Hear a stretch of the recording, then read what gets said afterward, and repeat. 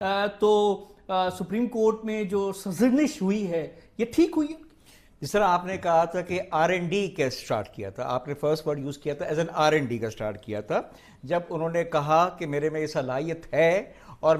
مجھے میرے پاس اس کی نالج ہے اور دنیا میں اس طرح ہوتا ہے، اس طرح کی انڈر گیسیفیکیشن کے ذریعے بجلی بنتی ہے، تو مجھے یہ موقع دے بنانے کے لیے آپ کا اس طرح کا جو ہے آپ کی پاور بنانے کے دے، اور بہت زیادہ جو ہے 10,000 میگا واٹ جو ہے آپ کی بن جائے گی۔ تو یہ انہوں نے ایک آر این ڈی کے طور پہ شروع کیا، بٹ جیسے ہی یہ پروجیکٹ شروع ہوا اور تھوڑا تھوڑا آگے بڑھا تو یہ کلیئر نظر آ رہا تھا، جو بھی اس میں ایکسپرٹس تھے، جو آپ کے وہاں پہ تھر پہ انہوں نے یہ دیکھا یہ چیزوں کو، ان کو یہ کلیئر نظر آ رہا تھا کہ اس میں کامیابی نہیں ہوگی۔ یہ بات کر رہا ہوں میں 2014 کی بات کر رہا ہوں، جب انڈیکیشن آنی شروع ہو گئی تھی کہ یہ صرف آر این ڈی ہے، اور کمرشلی جو ہے اتنی بڑا اسٹیمیٹ کرنا، اتنے بڑے بڑے بلند دعوے کرنا کہ اتنی بجلی ہو جائیں گی، وہ نظر نہیں آ رہا تھا۔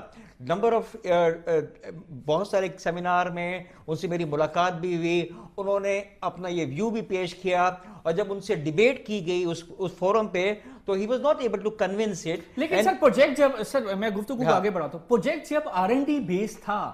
اور